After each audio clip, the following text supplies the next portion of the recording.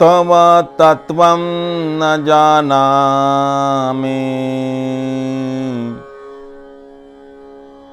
कीदृशोऽसि महेश्वर।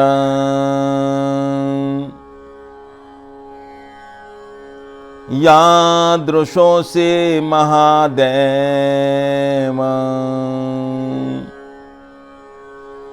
तादृशाय नमो नमः।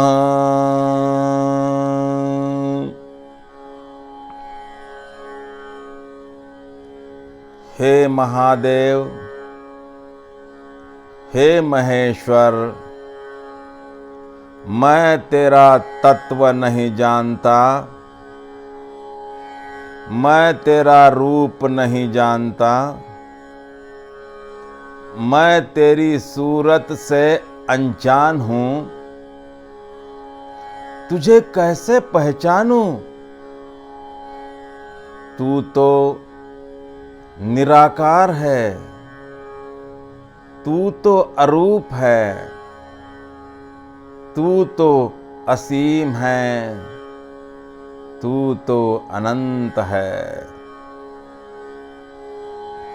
हम सबके भीतर बसे उस असीम अनंत निराकार अरूप चैतन्य स्वरूप परब्रह्म को अभिवादन करके आज की हमारे 90वें शिवसूत्र की चर्चा का आरंभ करते हैं।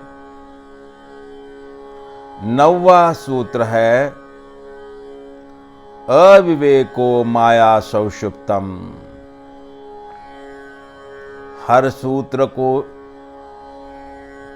जानने की, सूत्र का आकलन करने की हमारी एक रीत है। पहले हम उस सूत्र में जो शब्द समाविष्ट हैं उनका शब्दकोश में जो अर्थ है उसकी जानकारी लेते हैं, उसे समझ लेते हैं और फिर सूत्र की गहराई में उतरते हैं।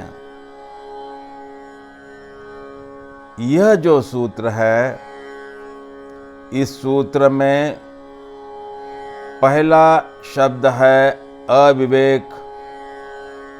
अविवेक विवेक का विरुद्धार्थी शब्द है। अविवेक का अर्थ है ज्ञान का अभाव,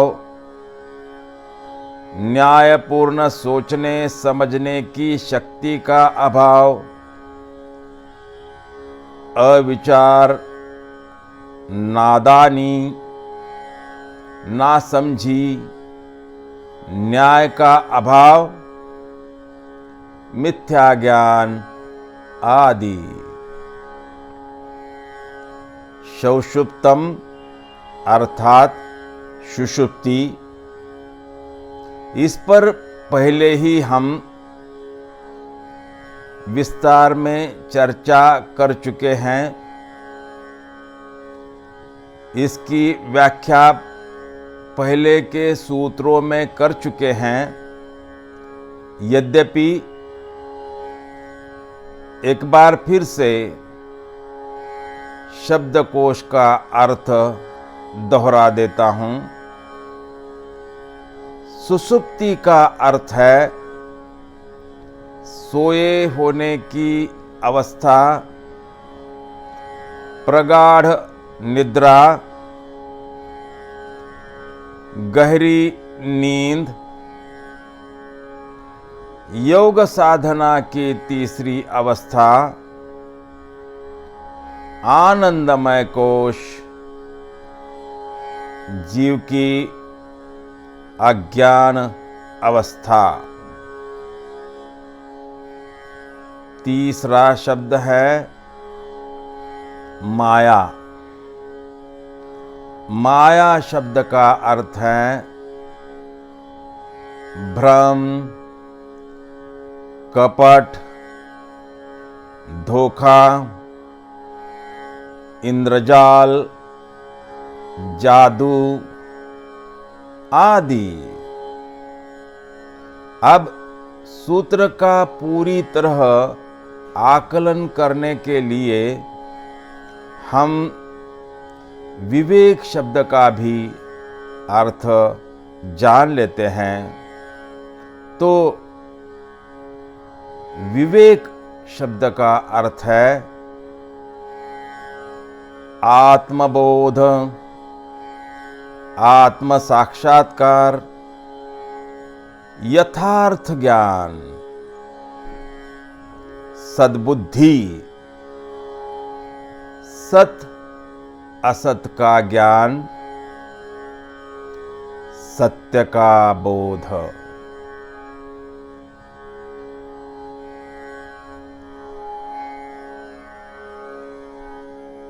हम आत्मखोज की यात्रा पर निकले हैं। हमें अपने भीतर विराजमान चैतन्य का साक्षात्कार करना है। शिव सूत्रों का सूत्रपात जारी है। करुणावतार आदि गुरु महादेव हमें एक के बाद एक आध्यात्मिक तथ्यों से और क्रियाओं से परिचित करवा रहे हैं। पहले ही सूत्र में उन्होंने एक महान घोषणा की, एक महान तथ्य का प्रकटीकरण किया। कहा कि जिसे तुम जन्मों जन्मों से ढूंढ रहे हो, जिसे तुम मंदिरों में खोज रहे हो, जिसे तुम गिरी कंधरों में खोज रहे हो, जिसे तुम शास्त्रों में खोज रहे हो, वह तुम्हारे भीतर मौजूद है। वह तुम्हारा अंतर्निहित स्वभाव है। चैतन्य ही आत्मा है और आत्मा ही चैतन्य है। चलो आज उसकी यात्रा पर निकलते हैं। तो हो जाओ अंतर्मुख, लेकिन सावधान, क्योंकि जिस मार्ग पर तुम चल रहे हो उस मार्ग पर कुछ अड़चनें हैं, कुछ अवरोध हैं, कुछ बाधाएं हैं। उन्हें तुम्हें जानना होगा। यह मैं इसलिए बता रहा हूं, मैं तुम्हें इसलिए सचेत कर रहा हूं ताकि तुम्हारी आत्मखोज की यात्रा सफल हो जाए। जो आज तक तुम पराई आंखों से देखते आ रहे हैं कि कभी शास्त्रों की आंखों से तुमने देखा होगा, कभी संतों की आंखों से देखा होगा, कभी महापुरुषों की आंखों से देखा होगा, वह तुम स्वयं अपनी आंखों से देख सकोगे। आज हम जिस सूत्र पर चर्चा करने जा रहे हैं वह सूत्र है अविवेको माया सौषुप्तम। विवेक का न होना यानी अविवेक, और अविवेक एक झूठी सुषुप्ति है। इसे झूठी सुषुप्ति इसलिए कहा क्योंकि इसमें आंखें खुली है परंतु होश नहीं है, परंतु बोध नहीं है। सत्य और असत का बोध नहीं है, नासमझी है। यह अधूरी सुषुप्ति है जिसमें आत्मबोध का अभाव है।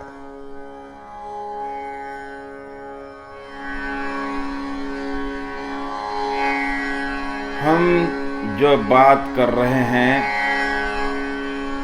उसे थोड़ा अलग ढंग से समझ लेने का प्रयास करते हैं। हम योग शास्त्र की चर्चा कर रहे हैं, तो योग शास्त्र में योग की 4 अवस्थाएं हैं: जागृत, स्वप्न, सुषुप्ति और तुर्या। तुर्या यानी समाधि अवस्था। समाधि और सुषुप्ति, जैसे हमने पहले भी कहा कि ये दोनों अवस्थाएं बिल्कुल एक जैसी हैं, उनमें मात्र एक ही भेद है और वह है होश, बोध। समाधि या तुर्या अवस्था भी एक प्रगाढ़ निद्रा ही है, लेकिन उसमें पूरा होश है। समाधि में अंतःकरण रोशनी से भरा है, हर कोना कोना प्रकाश से भरा हुआ है, हर कोना कोना प्रकाशोज्वलित है। सुषुप्ति अवस्था में अंतःकरण अंधकार से भरा हुआ है। यह वैसा ही है जैसे किसी कोमा के मरीज को हम बगीचे में ले जाते हैं, उसे कुछ भी पता नहीं चलता।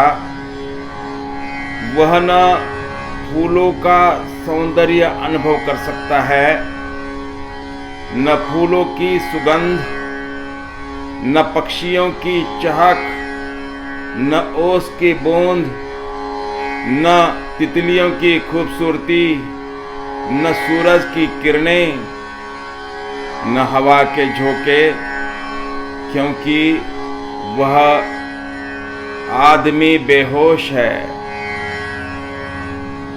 अविवेकी मनुष्य का हाल भी उस बेहोश मनुष्य जैसा ही है।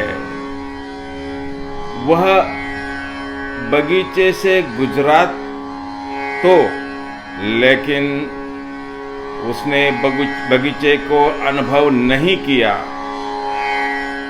अनुभव की दृष्टि से वह निद्रा में है, सुषुप्ति में है।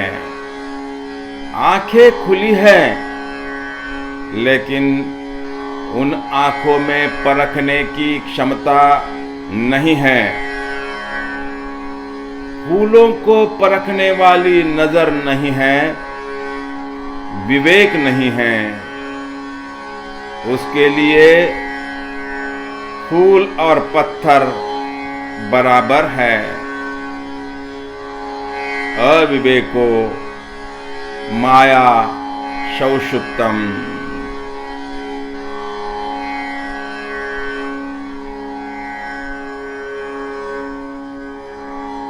संत तुकाराम की एक सुंदर रचना है।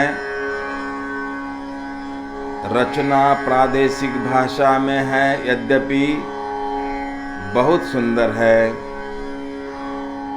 तुकाराम कहते हैं, तुका म्हणे सुखा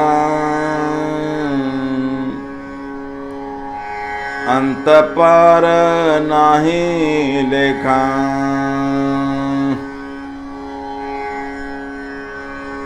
तब उस सुख का कोई अंत पार नहीं, तब उस सुख की कोई सीमा नहीं। जब मनुष्य को आत्मबोध हो जाता है, मनुष्य को यथार्थ का ज्ञान हो जाता है, मनुष्य होश से भर जाता है,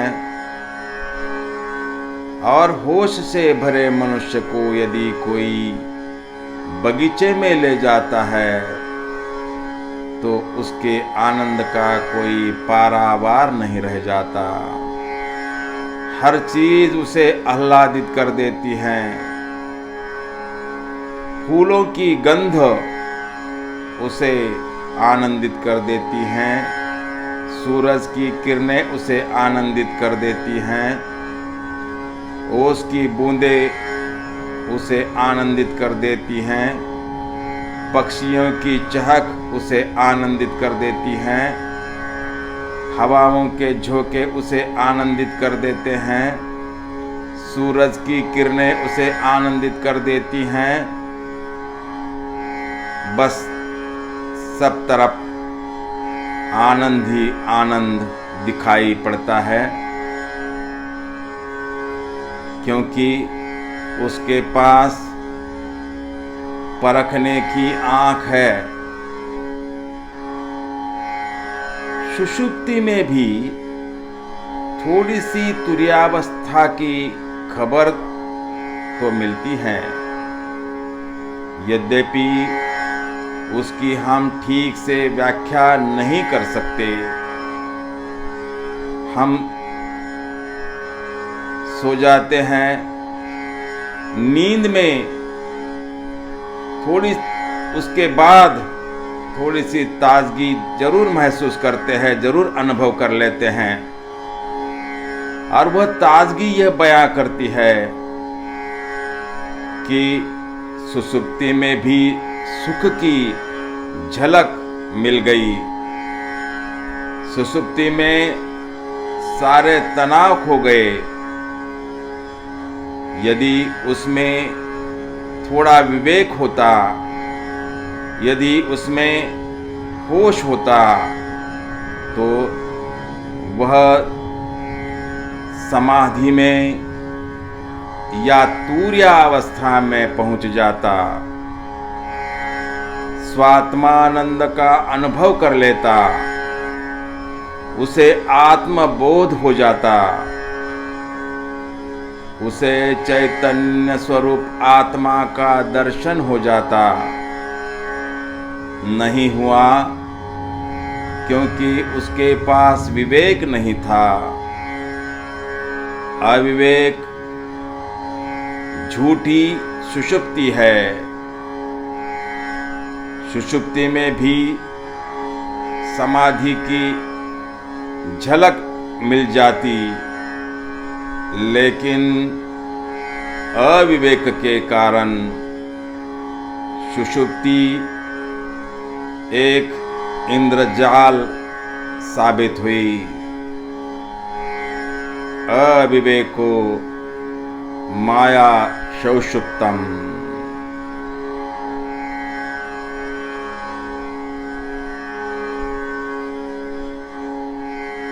हमारी आज की 90वें सूत्र की चर्चा को विराम देने से पहले आइए थोड़ा सा शिव स्मरण कर लेते हैं। त्वं भाविराभिराभिभूया तमस्समस्तमास्ताम्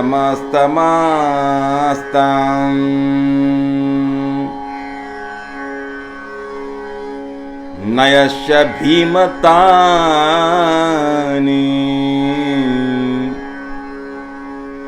निशाचराणाम्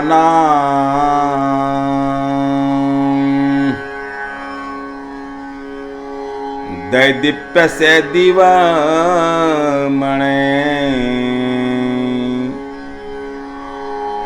गगने हिताय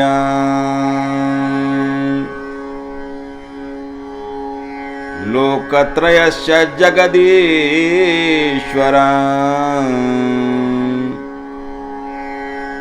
तन्नमस्ते।